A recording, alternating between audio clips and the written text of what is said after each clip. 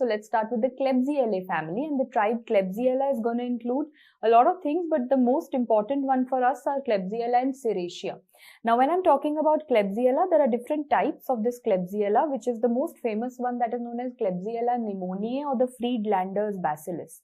Friedlander's bacillus. In fact, if you say Klebsiella pneumoniae, it has many subtypes going forward. It has a subtype called as pneumonia itself, Ozyne, and rhinoscleromatis. So Klebsiella pneumoniae, Klebsiella pneumonia ozyne, Klebsiella pneumoniae, rhinoscleromatis. So when I say Klebsiella pneumoniae, that is the one which is obviously going to cause pneumonia. There's no doubt about it. So first let me tell you what all does this Klebsiella pneumoniae cause. It causes pneumonia, which can be community acquired pneumonia, hospital acquired pneumonia, ventilator acquired pneumonia. So CAP, HAP, VAP. Community acquired pneumonia, hospital acquired pneumonia, ventilator acquired pneumonia. Also, this can cause exacerbations in COPD patients. This can cause CAUTI. What is CAUTI? Catheter associated UTI. And it can cause septicemia. So primarily, of course, it's pneumonia, but it can cause a lot of other things also associated with it. That was Klebsiella pneumoniae, pneumonia of Friedlander's bacillus. Now we come to Klebsiella ozyne, and ozyne for obvious reasons is going to cause a disease called ozyne only, and ozyne is nothing but atrophic rhinitis. That is what is going to happen in ozyne, and this is very, very interesting because in this the patient has a foul smelling discharge, which means that a person around him or her will be able to smell that discharge, but this patient himself or herself has anosmia. Anosmia means that the patient will not have any smell ability, but imagine this is known as merciful anosmia, which means that himself or herself, he can't smell anything, but everyone around him is getting a very bad smell. That is what is Klebsiella ozyne. Next, what we have is Klebsiella rhinoscleromatis, which obviously causes rhinoscleroma. And rhinoscleroma is something which is associated with three very important pictures. So what is the gross finding and what is the microscopic finding of rhinoscleroma? We'll see that with the help of a diagram. So look at this, guys. This is Klebsiella rhinoscleromatis or rhinoscleroma. Please, in the exam when you go, don't confuse this with something else that is known as rhinosporidiosis. Rhinosporidiosis was totally different. I had studied that under the fungus wala chapter, totally different. Here I'm talking about rhinoscleroma, and that shows you this kind of a nose. Can you see? Initially there's a woody nose, so that is how you describe it. It's woody, but after some time the entire nasal cartilage, it goes back, the soft palate, everything is destroyed. So you can call it a woody nose, or you can also call it the Hebra nose. That is rhino. Rhino will anyway tell you that wood hai na, matlab nose hai. So woody nose or Hebra nose is there. What do you see microscopically? We see something called miculic cells. So if you look at the first picture over here, all these foamy cells. All these foamy, what are these? Macrophages which have eaten up the organism. So these foamy cells are referred to as the miculic cells. And if you look carefully, dekho, it's a bacteria. It is going to result in antibody production. Antibody production means these pink color bodies that you're getting. Immunoglobulin, that is Russell body. Where in pathology do you study Russell body? Antibody disorder, multiple myeloma also shows you. So coming all the way back, now I think you all know that grossly it is going to show you either you call it a woody nose or you call it a Hebra nose. And next, microscopically, it shows you two things. One cell, which is very, very famous, is going to be the miculic cell, and the other one is going to be the Russell bodies. Now, this was about Klebsiella pneumoniae and its subtypes. We have something called Klebsiella granulomatis, which is very important because this causes something called genital ulcers. And those genital ulcers are painless. Now we started on that journey. We are going to do a lot of genital ulcers on the way. I'll keep telling you which are painful, painless.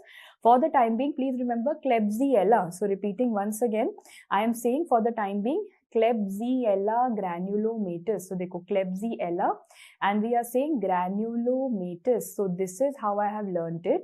That G will remind me that it is going to be a genital ulcer, and I have already told you that illa means no. So there is going to be no pain in this genital ulcer.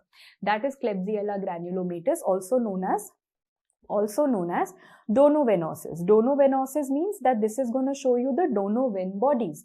What are donovan bodies? So you can very well see over here that there is a big cell which we call as the Punt cell. Punt cell is nothing but a macrophage. There will always be a foodie macrophage which has eaten up everything, isn't it? So there's a really big cell which is said to be a macrophage, and that macrophage has these organisms which are showing you the very, very famous safety pin appearance. Guys, I'm going to give you a list in a while. Safety pin appearance basically means that there is bipolar staining that is present. Whenever we say safety pin appearance, in simple words, that means that there is a bipolar staining that is noted over there. So this is just one of the organisms. Klebsiella granulomatis, I'll repeat it. Klebsiella, illa means no pain. G, granulomatis means genital ulcers, also known as donovenosis. So it is going to show you the donovan bodies.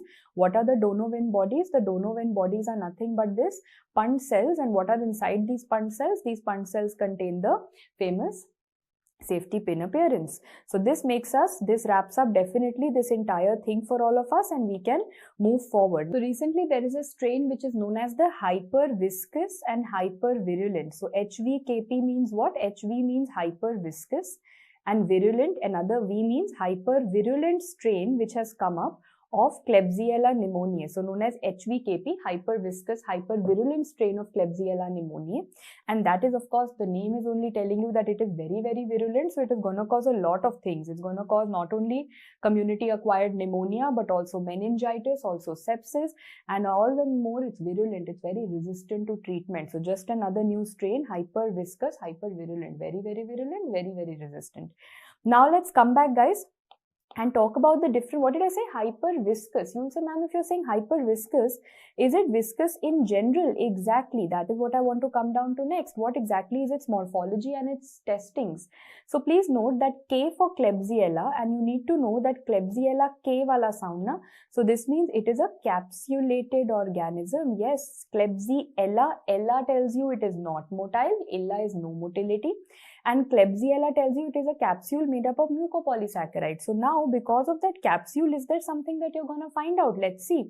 So tell me, on a McConkey agar, is it a lactose fermenter? Yes, E. coli, Klebsiella, they are lactose fermenters. But did you also notice that McConkey mein what color do we get for lactose fermentation? You get a pretty pink color. So now if I ask you, E. coli is also going to be a lactose fermenter and is going to give you a pink color. And Klebsiella is also a lactose fermenter and is going to give you a pink color. How will you differentiate? So you will say Klebsiella has a capsule. Anything that has a capsule will not only give you a pink colony, but will also give you a mucoid colony, not just a pink colony, also a mucoid colony. So have a look at this. These are your McConkey agar. Of course, it has come out to be pink. Anything pink definitely tells me that it is definitely a lactose fermentation. But look at the shine on its surface. It's very, very shiny. It's mucoid. Similarly, look at the shine over here. And if you see, not only is it mucoid, so the shine is telling me it's mucoid, but if you try to pick it up, can you see with the loop it's showing you a string, right? So this is going to show you the stringy appearance, which is very, very important. So please note, not only is it mucoid, but they have started calling it the string test. It also shows you string test positivity. Talking about its enzymatic activity, let me know. There are very few. Let me tell you, just Proteus and Klebsiella. I'll give you a mnemonic in the end. These are urease positive organisms. So can you tell me all the urease positive organisms for urease? You are going to first get a punch, and after that you're going to get a kiss. Okay, so what is happening in urease? You are going to get a punch, and followed by a punch, you will get a kiss. So the mnemonic for urease is punch kiss.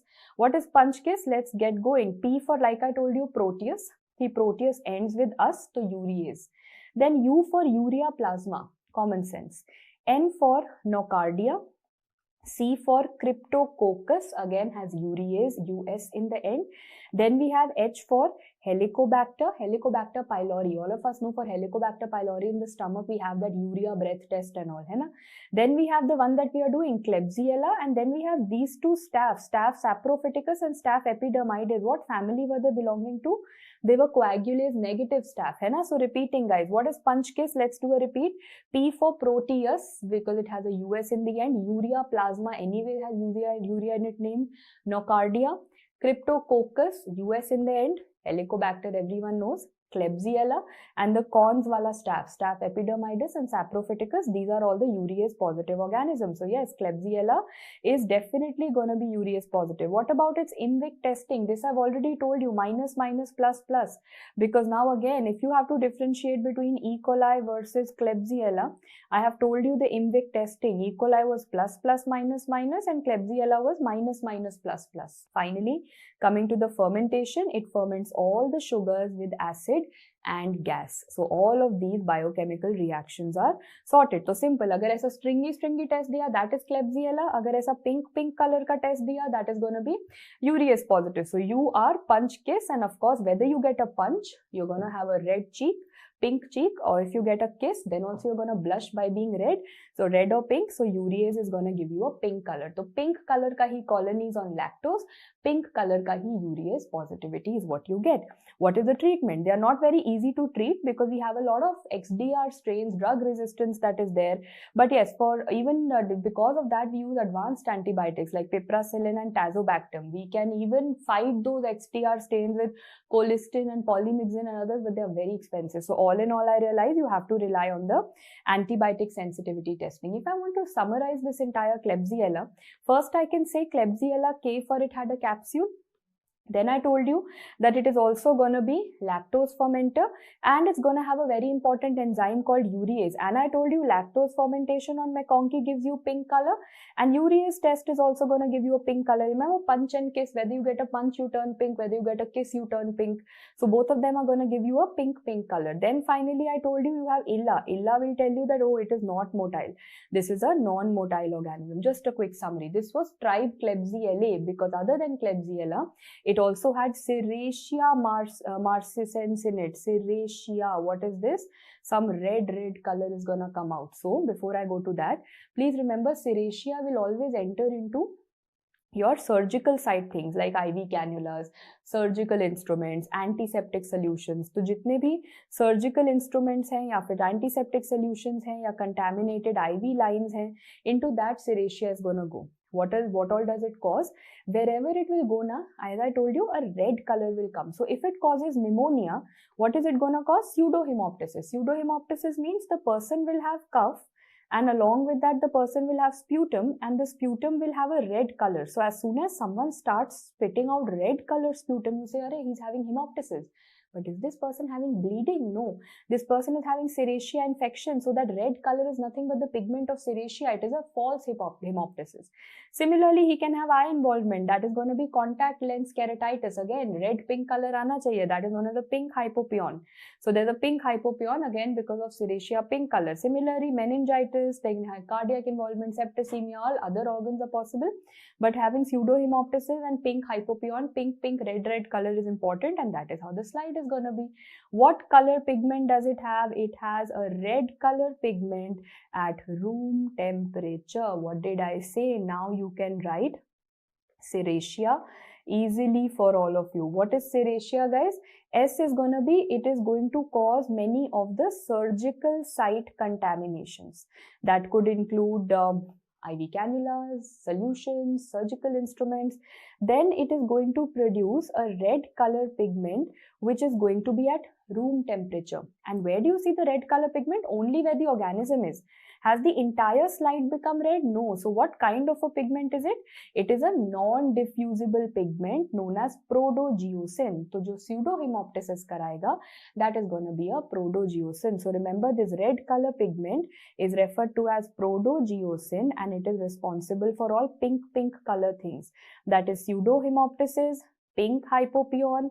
These are the things that you should be knowing. Quick revision: Serratia for surgical site, red color pigment called protogeosin, which is going to be produced at room temperature. It is non-diffusible. Let me remind you, you did a pigment for Staphylococcus aureus. What color was it? Staphylococcus aureus, AU for golden. That was a golden color pigment. Now you're doing a pigment for Serratia. What color is it? RR. It is going to be a red color pigment, and in both of these you studied the same thing. It is going to be non-diffusible. It's not going to diffuse out because shortly you will do a pigment which will diffuse out. Okay, so this is done with the tribe Klebsiella. What do we move on to next? We now go on and start our story of the tribe Proteae, and I told you Protea is going to be ppm, means it's of course going to have Proteus, but it's also going to have Providentia and Morganella. Did I just tell you the punch kiss mnemonic in which I told you that all of them, that Proteus wala is urease positive? So Proteus to hai, Morganella is also there, this Providentia is not. So Providentia is not urease positive. Proteus and Morganella is going to be urease positive. But one thing which everyone is positive is the phenyl pyruvic acid testing. Phenyl pyruvic acid testing, if you can learn this just by not being very, very inquisitive, I will be very happy about it. But if you are one of those who have a lot of curiosity and want to know what is phenyl pyruvic acid, although I feel when it comes to micro and a half, your curiosity kind of goes away. But still, phenyl pyruvic acid testing means that you are going to form phenyl pyruvic acid from what? Phenylalanine. So how is phenylalanine converted to phenyl pyruvic acid? This means the bacteria have an enzyme, phenylalanine deaminase. Yes, there's basically an enzyme that is present called phenylalanine deaminase, which will convert the phenylalanine to phenyl pyruvic acid. Again, as I said, keep it simple. All of them are going to produce phenyl pyruvic acid. All of them are PPA positive. So remember, ppm is PPA positive. Proteus, Providentia, Morganella. ppm is PPA positive. Proteus and Morganella are also urease positive. Providentia is urease negative. Of course, my primary concern is going to be Proteus. And do you know what is the meaning of the word Proteus? Proteus refers to Greek god. Greek word here, which means it can take any shape. It is a pleomorphic bacillus. And I have already told you we are studying the gram-negative bacilli. This also doesn't have a capsule, but this has a very, very, very important motility. Rather than motility, I try to call it growth, and that is the swarming growth or swarming motility. Please note, this concentric round and round and round thing that you are seeing on a blood agar, that is swarming. So this level of concentric growth cycles, that is referred to as swarming. And let me tell you once again, guys, that this is not just seen with Proteus, it is seen with PVCs. What is PVCs? So first, of course, you have Proteus, but in a while, you will be studying something called Vibrio parahemolyticus. You will be studying something called Vibrio parahemolyticus.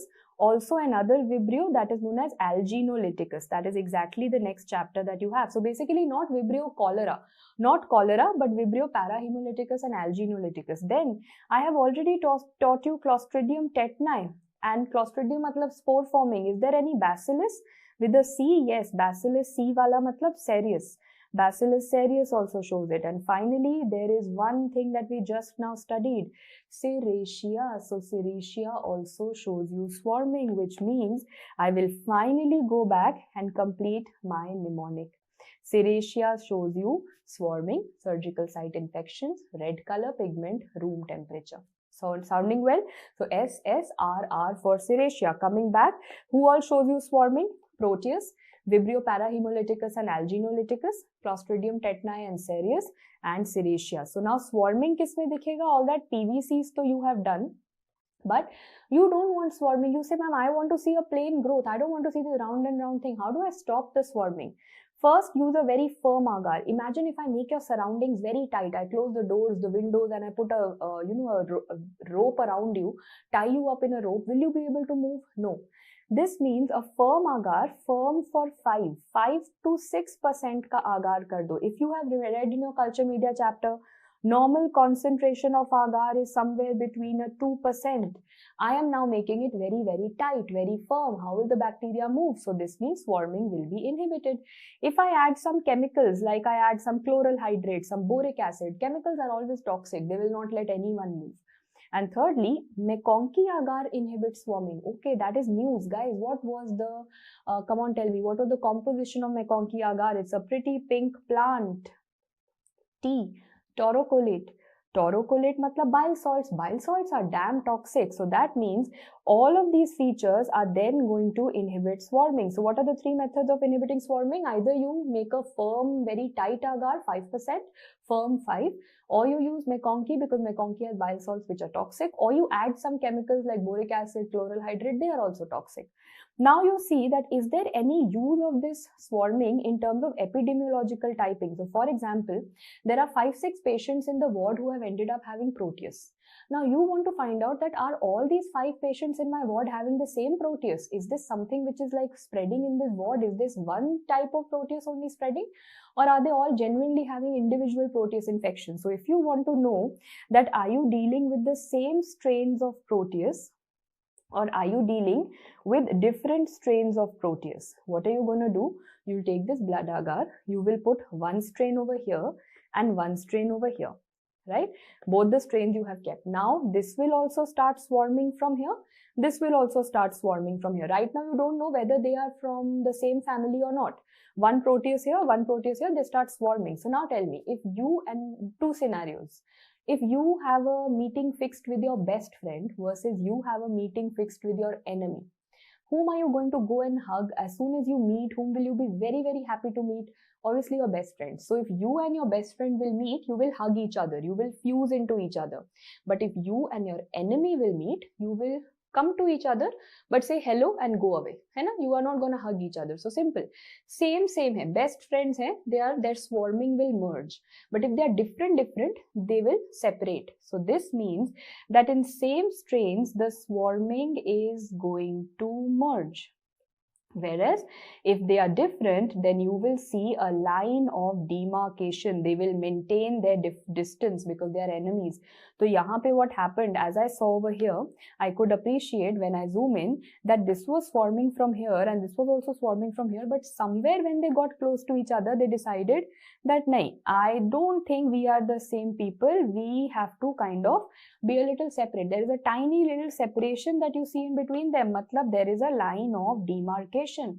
This means they were different strains. Simple. If they are same best friends, their swarming will merge. If they are different enemies, there will be a line of demarcation. Is there any other? So this will help me knowing that are all the people in the ward having the same Proteus, or is it different? It's for epidemiological typing, and this is known as the Dines phenomenon. So what is this Dines phenomenon? Dines phenomenon means that you are testing for this epidemiological typing. Also another thing that you have to know is that do not confuse it with something known as a Dines stain. Guys, for what do you do a Dines stain? Dines stain is something which is done for mycoplasma, which we'll study right in the end in the miscellaneous chapter. That is Dines stain for mycoplasma. So tell me, other than this, is there any other use of Proteus that we have? Yes, I'm going to take up the non-motile strains of Proteus. If I take the non-motile strains of Proteus, especially Proteus mirabilis, and I use the OX2, OX19 and OXK, I'm not using it for Proteus. I'm taking this from Proteus, and you know what am I using it for? I'm using it for the Weil-Felix test in Rickettsia. So in Rickettsia, you do a test called the Weil-Felix test, in which you actually pick up what? You take the strains of Proteus, OX2, 19 and OXK. We will study about this test in Rickettsia, so I just wanted to mention it. Finally, what do you do in the treatment? Highly resistant. So you have to definitely known for its resistance. You have to go for antibiotic sensitivity testing. Ampicillin and cephalosporins are usually used in the treatment. So if I can give you a very quick recap, Proteus, did I tell you all these members are PPA? The PPM are Proteus phenyl pyruvic acid testing positive. Have I told you another thing with P, that is it is a Dines phenomena positive? Have I told you that this is going to be an enzyme called US, that is urease positive? Did we study S for it shows you swarming motility? And now I can tell you that whenever they ask you what is the odor, this tends to give a fishy, dirty odor. So these are the points of Proteus: PPA test positive and Dines phenomena. Then you have the odor, which is very, very fishy. Then you have the Proteus, us for urease positive and S for swarming. I'm just giving you these small mnemonics because I know in the last days you will not be able to study everything. So you can skip through these. Acha, Klebsiella ka name Klebsiella, Proteus ka name Proteus. That is what it's going to help you a lot in. So we were doing which family? Tribe Proteae. Proteae is done. Providentia, you don't have to know. Morganella, you have to know. So out of Proteae, Providentia, Morganella, I just want you to learn M for Morganella, M for machi. Okay, that is how I have learned it. M for Morganella, M for machi, because this is associated with food poisoning of uncooked fish. So this is known as the scromboid food poisoning. This is known as the scromboid food poisoning. So simple as that, you have to know Morganella matlab machi wala food poisoning. Machi wala food poisoning, fish. Okay, so this is also done. There's another tribe that we have which has only one organism, and that is the tribe Erwinia. And what is the organism that it's going to have? It's going to have the Erwinia herbicola.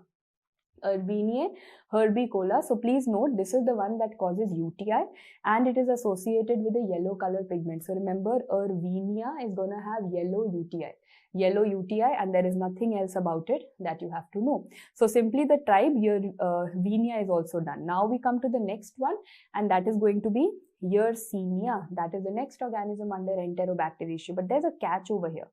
I know whenever I say Yersinia, all of you are only thinking of Yersinia pestis, plague. No, that's not the right way of approaching it. Yes, you are thinking of Yersinia pestis, which causes plague, but do you know Yersinia pestis doesn't come under this Enterobacteriaceae family? I am just reading it over here for completion, but ideally Yersinia pestis is causing plague, but doesn't come under the Enterobacteriaceae family. It's a miscellaneous bacteria. What comes under the Enterobacteriaceae family is known as Yersiniosis. These are Yersinia enterocolitica and Yersinia pseudotuberculosis. So you will say fine. The tribe Yersinia has Yersinia pestis, Yersinia enterocolitica, and Yersinia pseudotuberculosis, out of which pestis causes plague but is not a part of this family. Enterocolitica, pseudotuberculosis, together known as Yersiniosis, are a part of this family. So if I have to do their differences, first thing that I will do is their ability to produce urease. So remember, these Yersinias of mine, which are Yersiniosis, produce urease. So remember the years, although it's not very important, that's why I did not put it much in the punch kiss mnemonic. But over here you need to know Yersiniosis is going to cause ureases. Okay, that is how I have learned it. Yersiniosis wala organisms are going to produce ureases. After that, please note, we have to talk about their motility. So the Yersinia pestis though is non-motile. So neither is it showing motility nor is it showing urease. But this Yersinia enterocolitica and pseudotuberculosis, they are, and they have a little weird thing. See, they are motile at what? They are motile at 22 degree. At 22 degree, they are motile, but they are not motile at 37 degrees centigrade. What is this kind of motility known as? This is referred to as the differential motility. And now can you recall for me, if I have to make a table over here, the differential motility in which you were seeing that you can see motility at 22-25 degrees centigrade, but you don't see motility at 35 or 37 degrees centigrade. So did I tell you there is one organism which is tully all the time, drunk organism, keeps tumbling and falling? Listeria. We had studied that Listeria is also tully and tumbling, and that tully and tumbling organism could drink in his 20s but could not drink in his 30s because of age. That is how we had learnt it. Can drink in the 20s but cannot drink in the 30s. Same way, Yersiniosis is also like that. Can have motility, roam around in 20s but cannot roam around in the 30s. So remember, these are the two organisms which are known to cause this. Yersiniosis and Listeria show differential motility. Now, obviously, for the time being, first I'll quickly finish off these two Yersiniosis, that is Yersinia enterocolitica and pseudotuberculosis. If you see, they are associated with everything to do with GI tract. So there is gastroenteritis, there is mesenteric lymph node involvement, there can be terminal ileitis. In fact, it can many a times mimic appendicitis because it comes to you with pain in that region. Pain in the appendix region is going to mimic appendicitis. So many a times this is also known as pseudoappendicitis.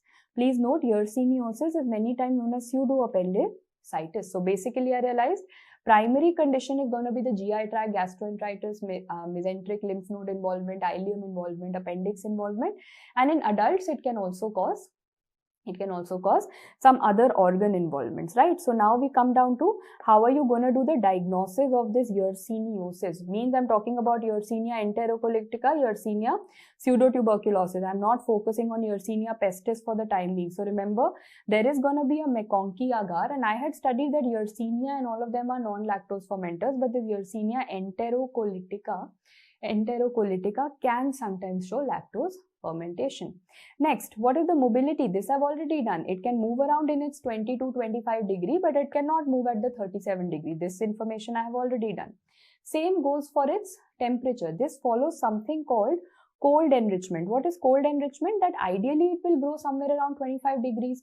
But if you incubate it at a very cold temperature, it will get enriched. It will start growing easier. The same phenomena was also seen in Listeria. So now you can see that there are a lot of similarities that you have between Listeria, or I will write it listeriosis, and yersiniosis. Okay, that becomes rhyming for us.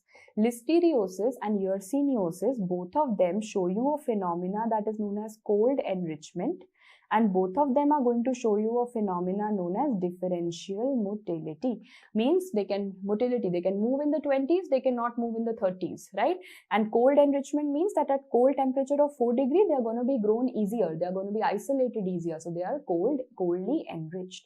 This is the main point, even important for yersiniosis. And now I can also finish off Yersinia pestis telling you Yersinia pestis does not belong to the Enterobacteriaceae family. For completion, I'm taking it up over here. And Yersinia pestis is the one that is going to cause plague. So what are the 4 endemic foci for plague? Tamil Nadu, Maharashtra, Himachal and Uttaranchal. So if you're from any of these places, just for your general knowledge, I'm telling you now that they're going to ask. So now my concern is that how does plague happen? I mean, what are the vector and organism and all? Then what are the virulence factors? What is going to be the signs and symptoms? The diagnosis, the treatment, the vaccine, as usual. So first let me start off with what kind of an organism or what kind of a disease is plague. It's a zoonotic disease. Zoonotic means it's coming from the animals to the humans. Okay, so who is the reservoir? We know this is rat wala disease, and rats, say who brings it to us? Of course, that is going to be Xenopsilla, means we have rat flea. So there is going to be a rat, and via a rat flea, it is going to be coming into us. So that is Xenopsilla, Cheopsis or Astia. Different species are in North India, South India, right? So how does it spread? I hope you know it is basically by the bite of a rat flea. I'll tell you the entire organism's life cycle, how the rat flea is going to take it from the rat and how it's going to give it to the humans. But in PSM, you do the rat flea index. What is rat flea index? So you're being territorial, that how many fleas are present for how many rats. So number of fleas divided by the number of rats, that is going to be the flea index. So if you want to find out the flea index, keep flea in the numerator, number of fleas divided by number of rats. So simple, the reservoir is the rat, from there the vector is a rat flea, and it's going to come and give it to humans, so it becomes a zoonotic disease. So what is going to be the entire life cycle? Firstly, we say that okay, there is a rat that is in this story. So the rat flea is going to first go and bite this. So it is going to get infected from the rat. It's going to take the infection from the rat. What will happen? In the stomach of this rat flea, now there is going to be a multiplication. The plague is going to multiply. That is why we call it what? Go to your parasitology lectures. I have taught you that the type of vectors are propagative vectors. So this happens to be a propagative vector. Propagative means that this is propagative. We had studied that, see, vectors are 2 things. Either the organism is going to develop in them, or the organism is going to multiply in them. So propagative are those PR in which there is going to be replication. So can I say rat flea is a kind of a propagative kind of a vector in which there will be multiple, I can see multiple plague organisms formed. And now what do? This was happening in the stomach. From the stomach, you can't go and infect someone. So it will come back and block this salivary gland area. In the flea, I am becoming a flea for the time being. So for the time being, all this organism is multiplying in my stomach, and after some time, it's going to come back and block the proventriculus of the flea, so that next time when it bites, it's going to spit out everything. Next time when it bites, it's going to regurgitate everything in the blood meal. So imagine, from the time it took it from the rat, number 1, to the time the proventriculus is blocked, that is the extrinsic incubation period, which is approximately 2 weeks. Repeating once again. From the time, and I'm going to repeat this entire cycle once again for all of you to be very clear. What happens? Firstly, there is a rat, and that rat, from this rat, the rat flea has taken this entire bacteria. It has gone into the stomach, and in the stomach it has multiplied. So it is a propagative vector.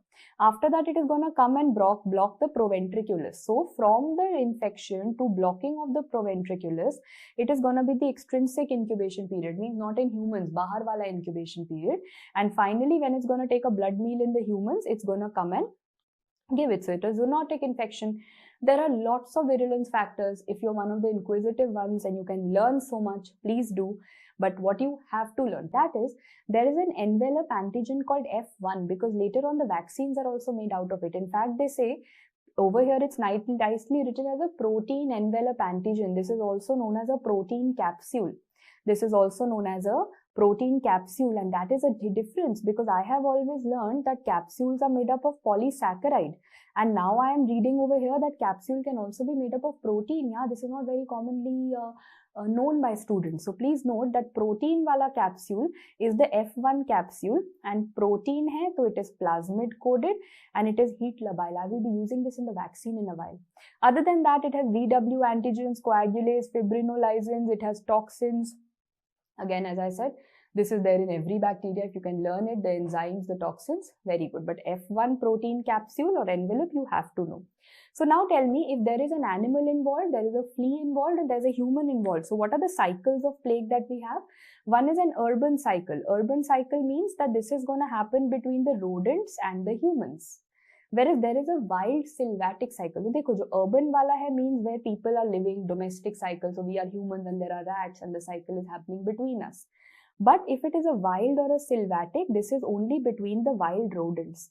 In this, there is no human involved. So two cycles. One is urban between human and rodents. One is wildlife cycle, that is between rodent and rodent. And what are the types of plague that you have? Bubonic plague. Why did I count like this? Bubonic has 7 alphabets. So the incubation period is roughly going to be 2 to 7 days. If it enters septicemic, anything can enter septicemia, that will also have 2 to 7 days. However, if it has a respiratory involvement, that is going to happen very quickly in 1 to 3 days. So repeating, the bubonic 7 alphabets, there's going to be 7 days. Respiratory wala plague, very, very quick. And anything going to septicemia, again 7 days. So what is the bubonic plague? The bubonic plague basically means that there is a painful lymph, bubos, means bubos is always lymph node. Painful lymph node is bubos, and fever to of course hoga. Pneumonia, guys, come on, pneumonia we know is going to be respiratory symptoms, and this is associated with a bioterrorism agent. Coming to septicemia. Septicemia means ultimately even bubonic plague can go to septicemia, pneumonic plague can go to septicemia. Septicemia means the patient is going to have sepsis. Also, this is known as black death. Why is it called black death? Because patient can have sepsis, shock, DIC. There can be multiple organ failures. DIC with shock, with multiple organ failure. That is why, guys, plague is also known as black death. Hai na? So repeating, there's a bubonic plague in which there are painful bubos or lymph nodes. Pneumonic plague, which is of course respiratory. Anything can go into septicemic plague, that is black death. Bubonic and septicemic 7 days, pneumonic is 1 to 3 days. So how do you do the diagnosis? Firstly, what sample will you take up? Depend. If it is a bubonic plague, you will take sample from the bubos, means you're going to take the bubo sample. If it is a respiratory symptom, then you will take sputum. If it is some other multi-organ involvement, you will take as per that. So you will take the, the final sample depending on the site. And what does it show you? Once again, it shows you the famous safety pin appearance. Yes, microscopically, you see the safety pin appearance. Another name for safety pin appearance, I told you, it looks like this. This means it is a bipolar staining. Safety pin appearance refers to bipolar staining, and I've got you all the organisms in microbiology that show you that. So for that, all of you will have to make a safety pin, and I have no mnemonic because I think by now you are sick of mnemonics. Our ABCD has also stopped working. Hai na? So now how will you learn it? So let me see. From one end of the safety pin, can I make a Y? Yes, Yersinia pestis. Can I also from the bottom make a V? So that is going to be Vibrio parahemolyticus. Okay. From here, can I end up making a D? So Haemophilus ducrei. From the D, can I make a B? All the Burkholderia malai, Burkholderia pseudomallei. And finally, we have that I can dissect it and make a K. And that K means Klebsiella granulomatis. Remember I told you the Donovan bodies a while ago? Exactly. So do you want to do this? A lot of drawing that I've done. So pehle in the exam, make a safety pin. If you make a V out of it, it is Vibrio parahemolyticus. If you make a Y out of it, it is Yersinia pestis or plague. If you make a D out of it, Haemophilus ducrei. You make a B out of it, Burkholderia malai, pseudomallei.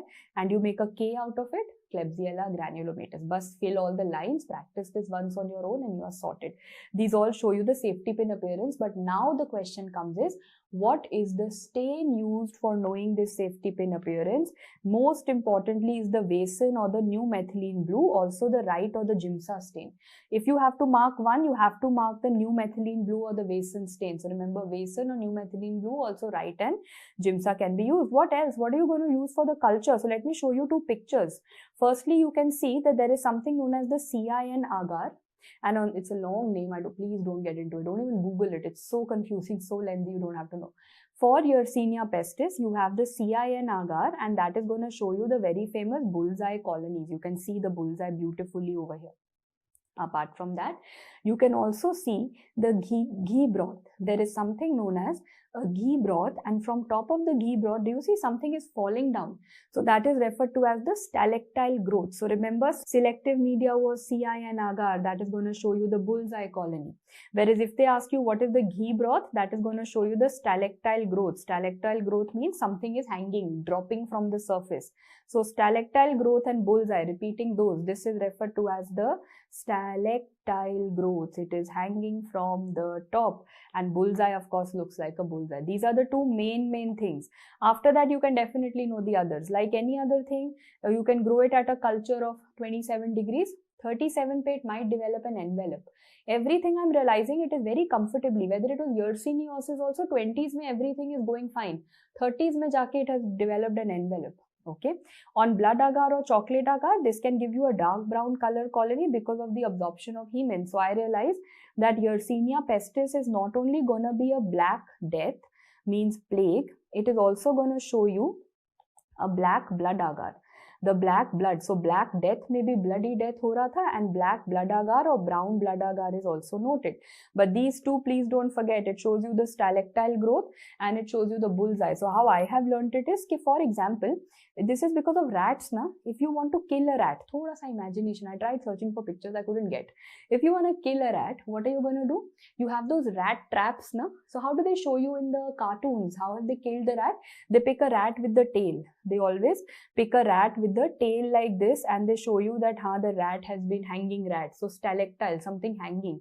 They always show you a hanging rat, and if they want to catch the rat, they put a cheese or something. That's how they show you for mice and all. So they put a cheese or Tom and Jerry wala, and they trap it. Matlab bullseye. Bullseye for catching the rat, and hanging rat, that is, I've caught it, stalactile growth. So stalactile growth and bullseye is for the rat wala disease, and that is going to be your Yersinia pestis. The diagnosis is not over as yet. You've only done the culture. What about the biochemical reaction? So we have realized that the glucose, mannitol, maltose, basically the sugars are going to be fermented only with acid production. No gas production. Catalase positivity, yes. Oxidase negativity, but that is for everyone in this family, na? Enterobacteriaceae, catalase positive, oxidase negative. You will tell me IMVIC testing. Is pure mein IMVIC is important. So tell me something, guys. I gave you a mnemonic called I am shy, and I am shy said that when you are talking about Shigella and when you are talking about Yersinia, you are gonna be interested only in the methyl red test. So minus plus, minus minus. Only the methyl red testing is there in Shigella and Yersinia. So I am shy. So how are you going to do the serology? Ab now go back, think what was the antigen? Ma'am was focusing a lot on the F1 antigen. So against the F1 antigen, if I get antibodies at a titer of more than 1:128, that is definitely going to be very important. So repeating, antibody against F1 and more than 1:128, that is the significant titer. And what about rats? So please remember, if you have rats, first and foremost, before you start isolating this organism from the rats, make sure you dip it in 3% Lysol so that all the infected flea and everything has been, destroyed. So whenever you're dealing with any animal study for plague, always dip it in 3% Lysol. Okay. Now finally vaccine. Ab ye bhi common sense hai that the vaccine had to be prepared from. So there is a recombinant F1V vaccine. Vaccine is also prepared from F1 antigen. There is something known as the Sochi's vaccine. Now please remember Sochi's vaccine is going to be 1, 2, 3, 4, 5. It provides the protection for 6 months, or you can learn it as Sokhi's also. That will make it better. So if you learn the Sokhi's vaccine 1, 2, 3, 4, 5, 6, 7, तो 6 or 7 months तक का protection है, and the protection is only against those 7 alphabet वाला bubonic.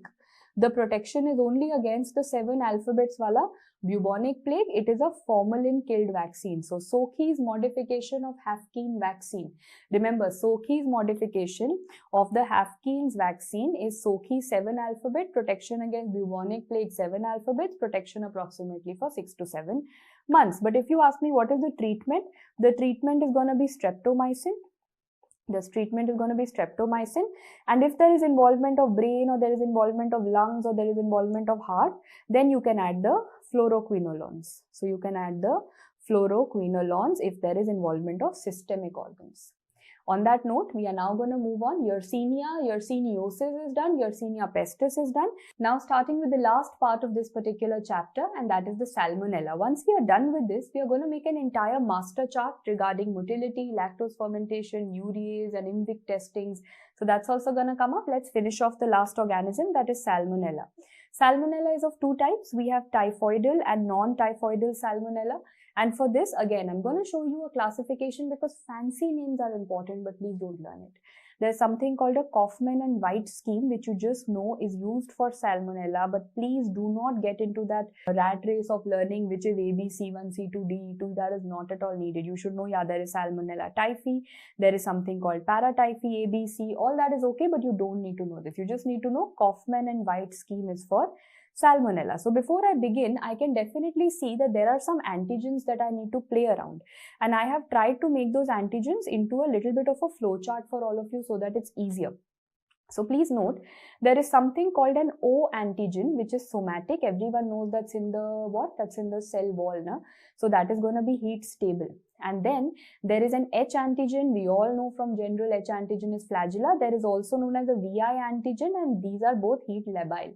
So learn any one, that the somatic antigen is heat stable and the flagellar and the VI antigen are going to be heat labile, and these antigens are a complex, little bit of lipid, little bit of polysaccharide, little bit of protein. So it's going to be all of it a complex. And remember, the somatic antigen is also known as the bovine antigen. Some of you will be very simple, sorted in life. You'll say, we just want to learn it. Some of you would want to know the meaning of bovine antigen. So it is basically extracted by using an acid called trichloroacetic acid. My advice, don't learn it.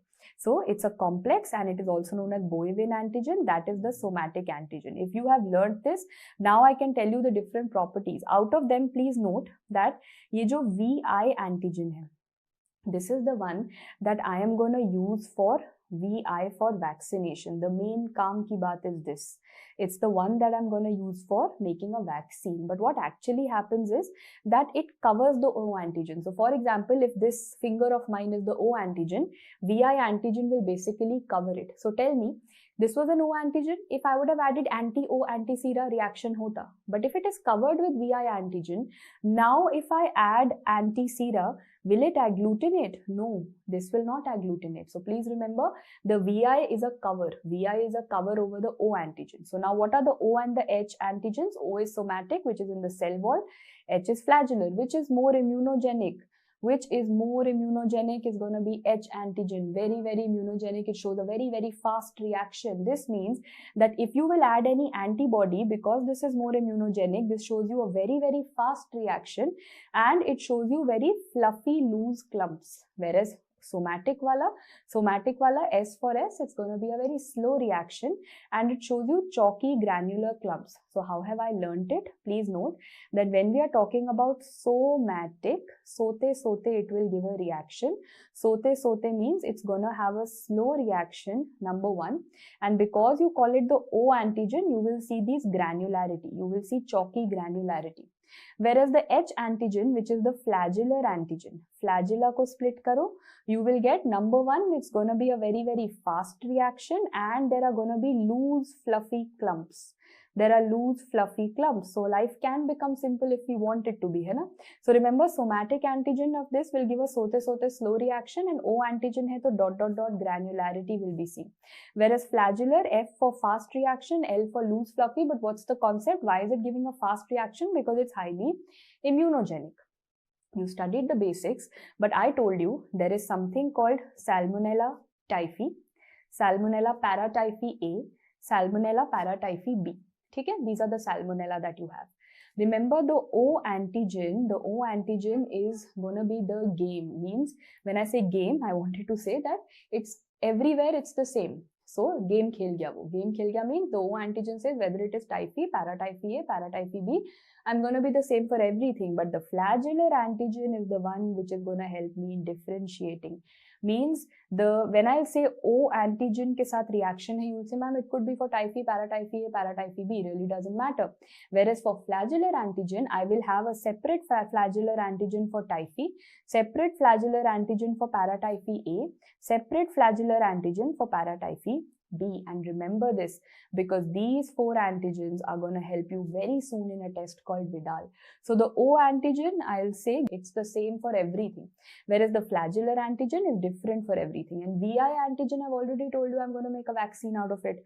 Okay, so before I go on to all of those clinical features and all of that, please note that there are some antigenic variations. If O antigen is lost, H antigen is lost, VI antigen is lost, is that known as antigenic variation? So tell me, if the H antigen is lost, ma'am, flagella is lost, this means the flagella is going to be lost. This is very simple to learn. If the O antigen is lost, O antigen is what? O antigen is the somatic antigen.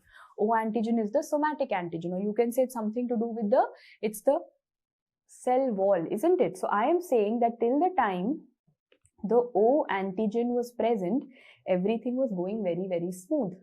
Now when the O antigen is going to be lost, things are going to become rough. Why?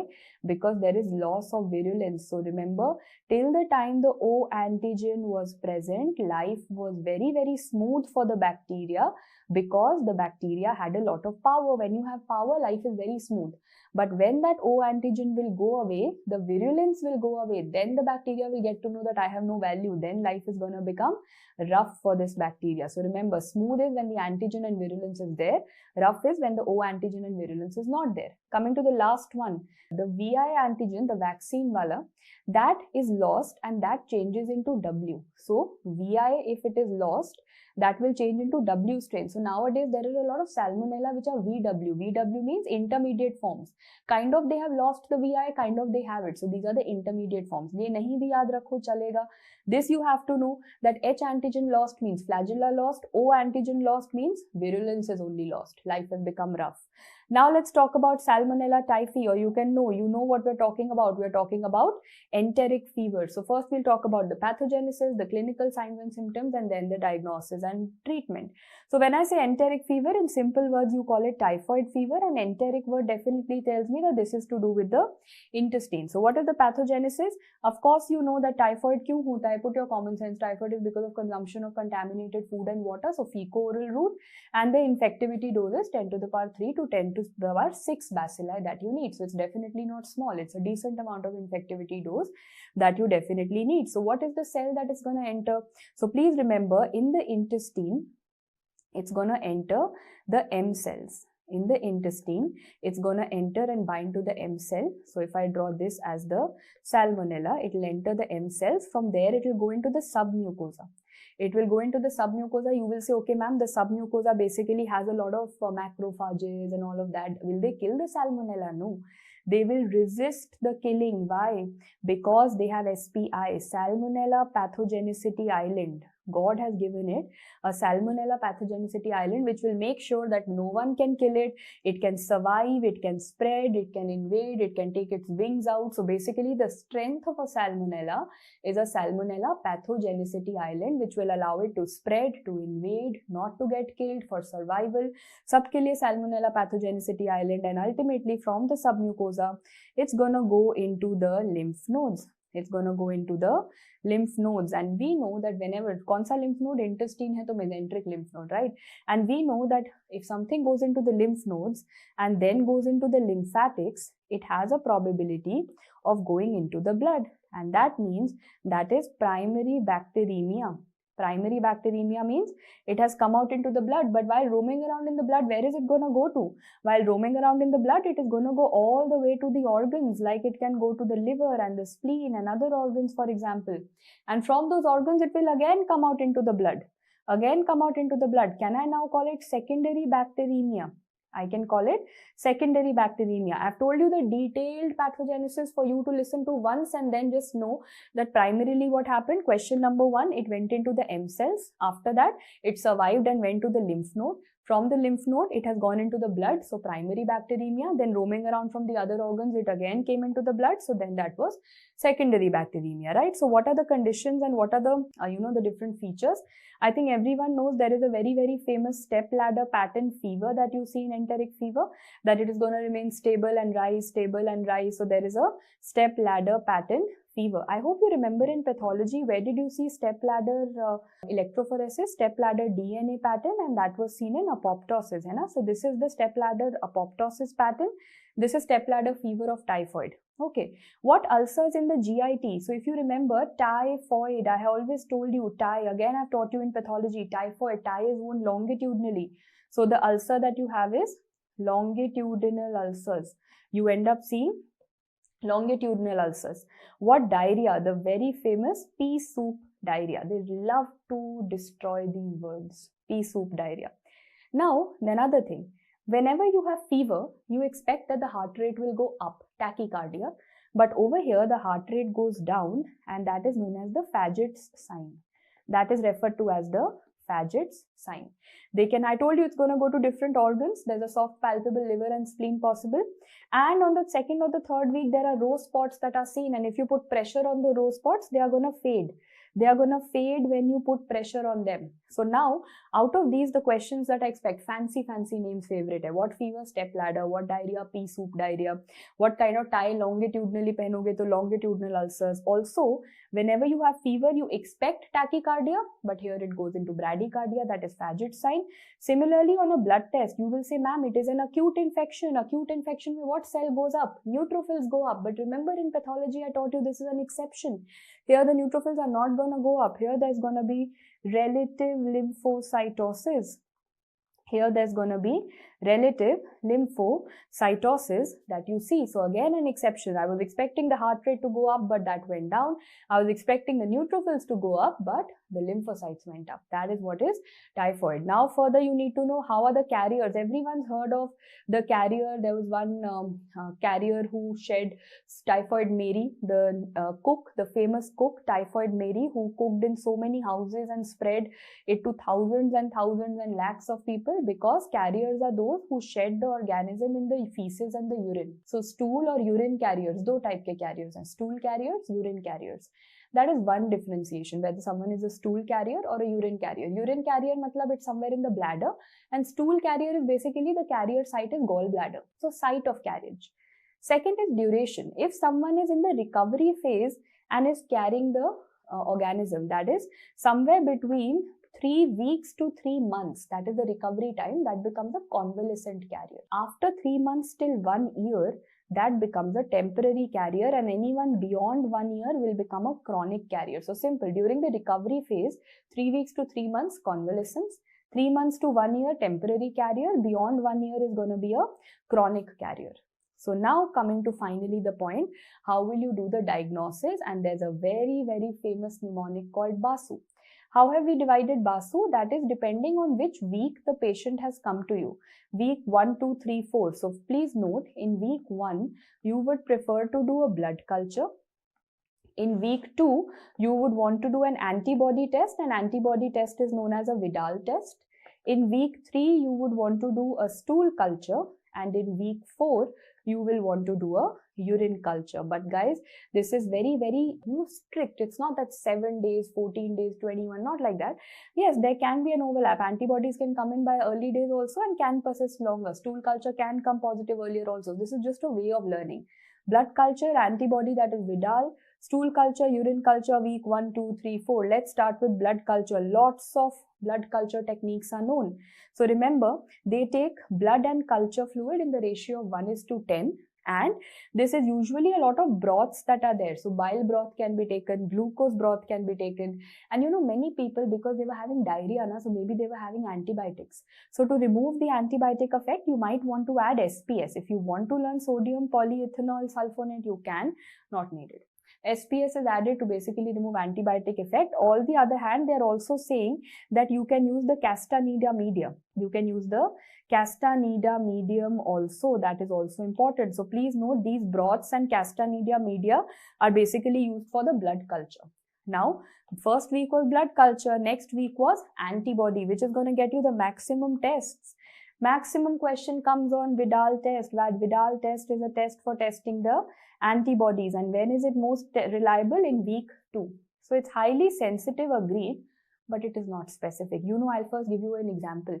When the first wave of COVID came and when people started recovering and everyone started making antibodies, we realized suddenly in my lab I was going through the reports of the last, trying to correlate things, because COVID we were all trying to do our best and find out something extra out of it. So I saw that suddenly there's a spike of typhoid cases in my lab, and I found it very weird that everyone's suffering from COVID, but why are people simultaneously showing me a lot of Vidal tests positive? I realized that Vidal test is a very non-specific test. Any antibody produced for any other disease will give you Vidal test positivity. So because in that time everyone was going through COVID and recovering and having antibodies, that is the reason that those antibodies were cross-reacting and giving me a positivity with Vidal also. So yes, you will see positive, false positives. For example, you can see it with infectious mononucleosis, that has a lot of antibodies. You can see it with malaria. Malaria season, suddenly you will see that typhoid Vidal is going high. SLE is an autoimmune disorder. It has so many antibodies. Of course, they are also going to cross-react. So the problem is that this is a non-specific test, which means if you do just one test, you can't say, "Arey, patient has typhoid." You will have to do multiple testings. Means you will have to do paired testing. There will have to be a gap of 2 weeks that you will keep between 2 tests, and you will have to see how much increase in the titer.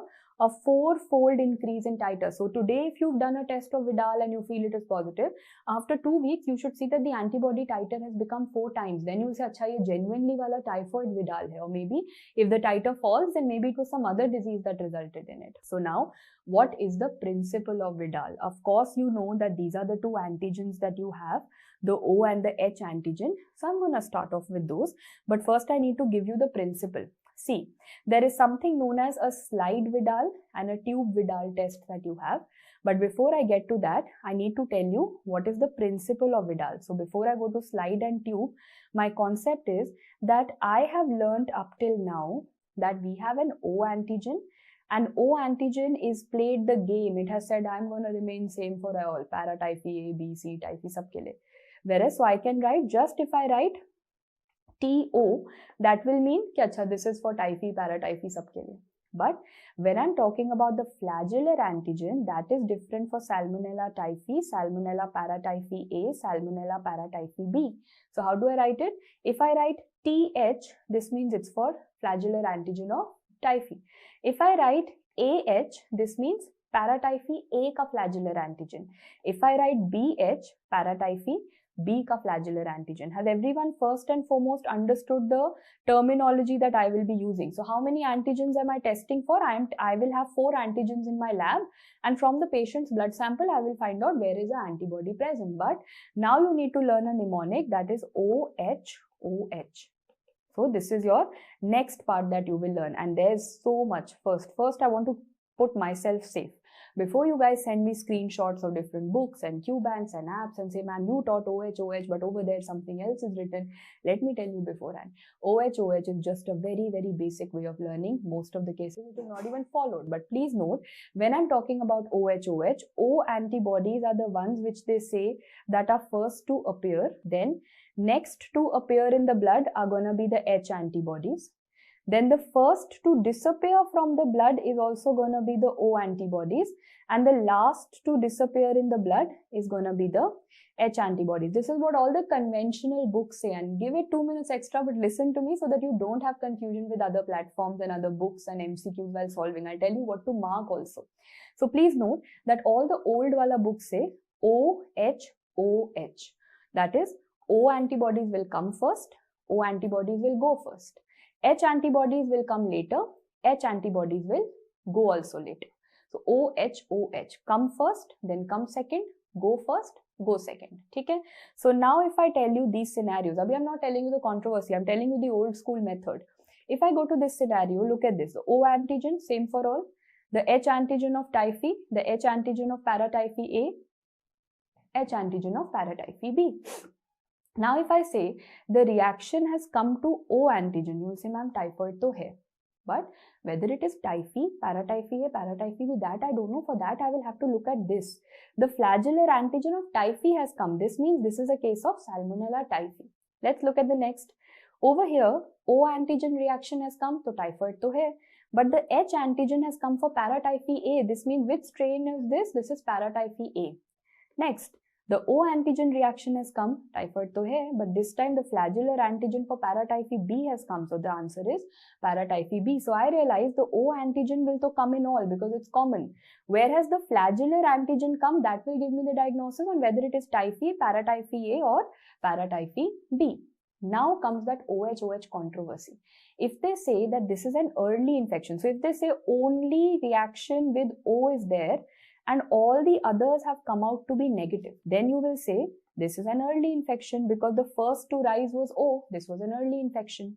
Whereas they say that now everything is negative, only H, ya to iska H, ya is any one H, either the H of this or this or this, any one H is there, you will say H was basically the one that was the last to leave. We had studied that H will appear second and will go also second. End mein aayega, end mein jayega. So this is going to go in the end. This means I am referring to a late infection. I am referring to a late infection.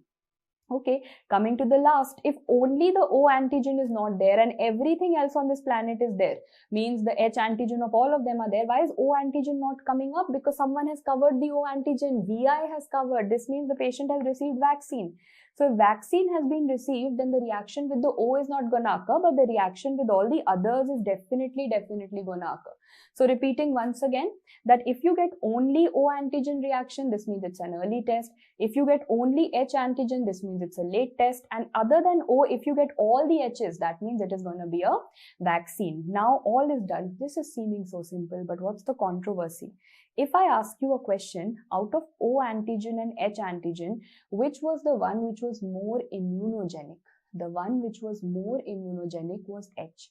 You'll say, ma'am, when H is more immunogenic, why are you saying that it will come second in the blood?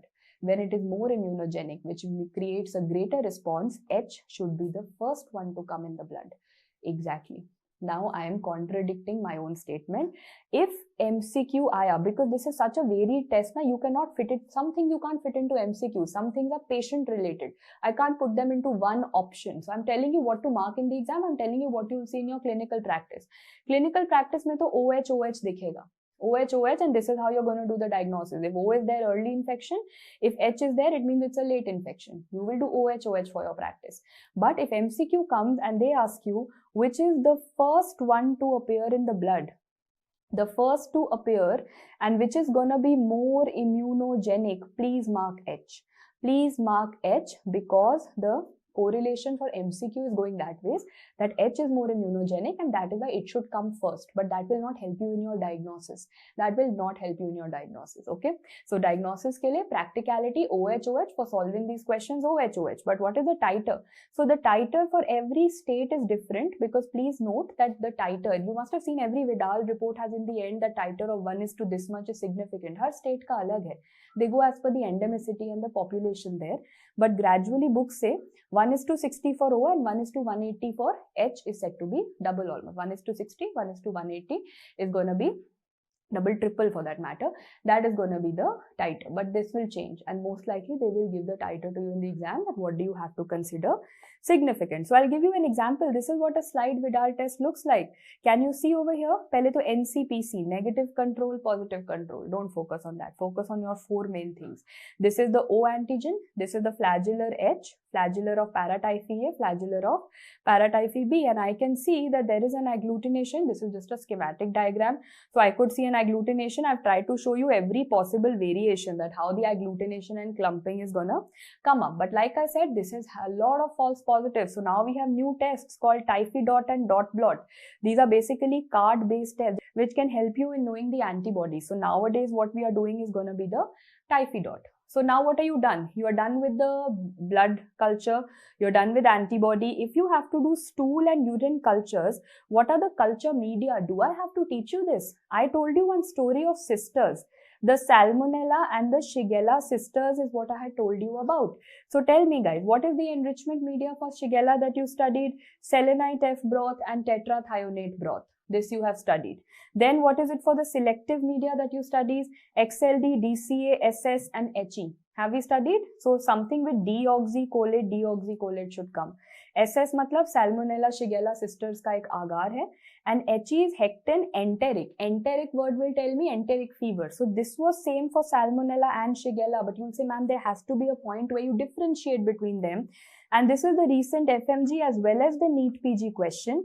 And that is the Wilson and Blair medium. So tell me, who created a fight between these two sisters? There's a boy named Wilson. There's a boy named Wilson. He came and these two sisters ended up separating. Till now, everything they were together. Wilson and Blair came and created a problem. So remember, Wilson and Blair is something that you will see only for typhi, and typhi is gonna get jet black colonies like you see over here. So please note, Wilson and Blair medium is going to be for Salmonella typhi, and what you're going to get are gonna be the black colonies. Very important. So who created a fight between Salmonella Shigella sisters? It's the Wilson and Blair. Now we come to what is the IMBIC testing. There is minus, plus, minus, plus for Salmonella. How am I going to learn this information? See, for Salmonella, I told you antigens OH. For Salmonella, we did OH. Those antibodies hai. IMBIC is also like that. O ka negative bana do and H ka positive bana do. So what is it? It is minus, plus, minus, plus. Minus, plus, like OH, that is going to be for Salmonella. Let's move on to the next. What are the other tests? I have already told you. Have I told you neutrophils will never increase? There will be relative lymphocytosis. Ho gaya. For the students who are second year students, there is a phage typing which is done. A and E1 phage is very important for Salmonella typhi. Ratta question if you can. MCQ skill, it's not important. But phage typing helps you differentiate different organisms. Finally, coming to the last part of Salmonella typhi, and that is the vaccine. So you all know now we have a live oral vaccine called Typhi Oral. Typhi Oral TY21A. Typhi Oral. If you want to go into the details of this vaccine, please note that T121A is going to lack an enzyme called UDP galactose epimerase. Kya hai ye enzyme? Till the time this enzyme is there, the organism is going to survive. I have removed this enzyme, so when this oral vaccine will be given, within 4 to 5 divisions of the bacteria, this vaccine is going to die off. Basically, the bacteria is going to die off, and that's what is needed. Na? You don't want the illness to occur. You just want 4-5 divisions should occur, immunity should be formed, and the bacteria should die off. So how have you maintained? Otherwise, the bacteria would have kept on multiplying and patient would have had typhoid. So you've kept an enzyme called UDP galactose, that is epimerase present. If you can learn it, UDP galactose epimerase, this is lacking. This has been removed. So when this enzyme will not be there, after 4-5 divisions, the bacteria is going to die off. So that is the live Typhi oral vaccine, Typhi oral. You're going to give it as an oral route. There's also the TY2, that is Typhine VI vaccine. That is TY2 vaccine. VI vaccine hai, so you know that VI antigen has been used in it.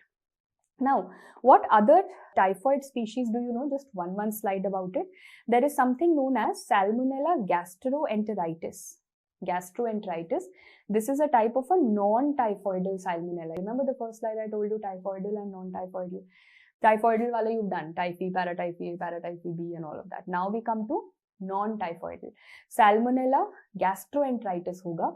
So gastroenteritis is one name. So you'll say, ma'am, gastroenteritis is so telling me that it is causing some gastroenteritis like enteric fever. But you said it is not caused by Salmonella typhi. What is it caused by? It is caused by Typhi murium or enteritidis. So remember, gastroenteritis is either caused by Typhi murium or by gastroenteritidis, and of course this is also gonna have a source of food contamination, meat, milk, and a short incubation period of 1 day, right? So this is going to have all kind of fever, vomiting, for that matter, invasive diarrhea can also occur because of this, and the treatment is usually going to be supportive.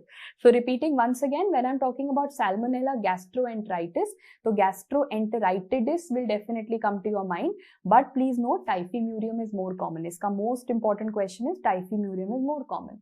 Similarly, Salmonella can also cause septicemia, and who is going to cause septicemia?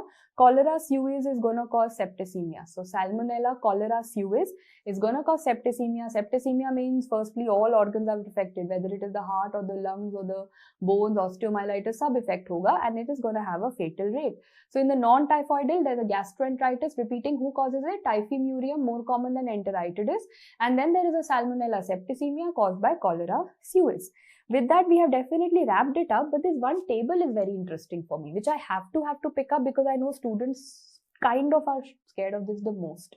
I've got you all the members of this family. First, tell me, remember I told you all of them are motile. Which are non-motile? I said illa. Klebsiella, non-motile. Then I said, okay, Shigella, non-motile. Salmonella motile hai, but I told you in Salmonella there is Gallinarum and Pullorum. Salmonella Gallinarum and Salmonella Pullorum, these are the ones that are non-motile. The rare wale Salmonella are non-motile, and Yersinia we had studied Yersiniosis, Listeriosis, differential motility. May or may not be motile. So basically the illa are going to be non-motile. Salmonella may of course the rare wala. Okay, motility done. Talking about lactose, KK wala sounds for fermenters means E.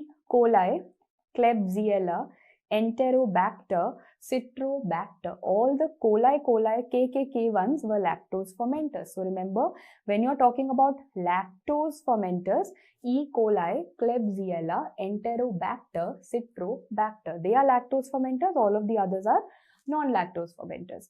Now let's come to urease. Guys, urease, I gave you a mnemonic called punch kiss, which had everything, but the two organisms that it had of this family was P for Proteus and K for Klebsiella. So Klebsiella and Proteus in this family are positive. So urease wala is also done. Remember, urease gives you a pink test. Punch se bhi pink hoge, kiss se bhi pink hoge. So that is going to be urease. Finally comes the IMVIC testing. Firstly, if I differentiate E. coli and Klebsiella. E. coli was plus, minus, Klebsiella was ulta, that was minus, plus. Then if I ask you, there was a mnemonic called I am shy, means Shigella and Yersinia had methyl red positive. Dhundo, Shigella, yes, methyl red positive. Yersinia, yes, methyl red positive. Finally, Salmonella. Salmonella was that Vidal test wala, OH.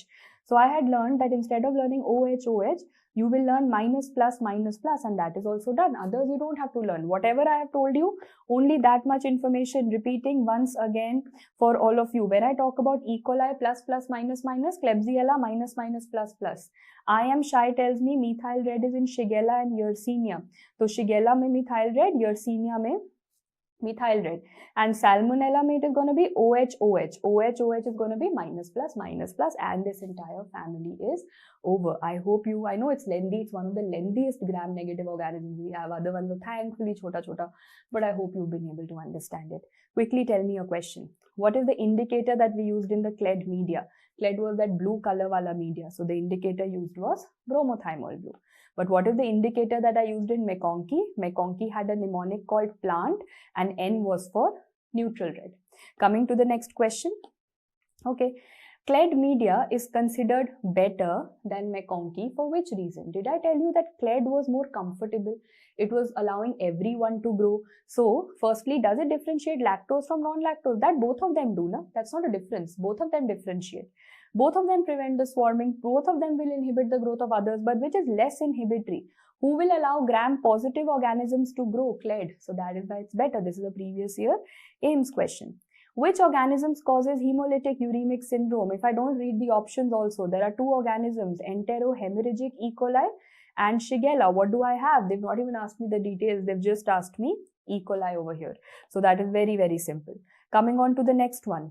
Diagnostic test of entero-invasive E. coli. Invasive, it's going to be the, of course, invasive E. coli, Serine test. That is how we had written it. Serine test is going to be entero-invasive E. coli. Coming on to the next question. There's a 65-year-old diabetic man who presents to the emergency room with a severe productive cough, having a thick, bloody sputum resembling currant jelly. So remember, when they are talking about a red currant jelly sputum, currant jelly will remind you of Klebsiella. Also, I know Klebsiella is lactose fermenter, so on my conch it shows the pink colonies which are mucoid. Of course, Klebsiella is not only going to be pink colonies, but is also going to be mucoid. So that definitely gives me currant jelly sputum with pink colonies and mucoid. Of course, it is a classical case of Klebsiella. Coming to the next, which of the following shows stacked brick appearance on cell lines? Stacked, aggregate ho gaya. Which one? Entero-aggregative E. coli. Entero-aggregative E. coli. Coming to the last question that we have over here. The blood of the patient was connected or suspected to have pyogenic liver abscess, was sent for culture. The morphology shows large mucoid colonies with a positive string test. Stringy mucoid. Only someone with a capsule can have it. And again, the answer becomes Klebsiella. Yes, that can cause a liver abscess, but that's not the point. It can cause anything in the body, from pneumonia to liver to septicemia, but mucoid and stringy, that is something which is going to give you the hint. And with that, we definitely wrap up this entire section that we have of the Enterobacteriaceae family. It's been a really long journey, I believe, but trust me, I've tried to still make it concise. You open the textbook and it's never ending. We're going to move on to the next chapter now, and that is the Vibrio followed by the non-fermenters.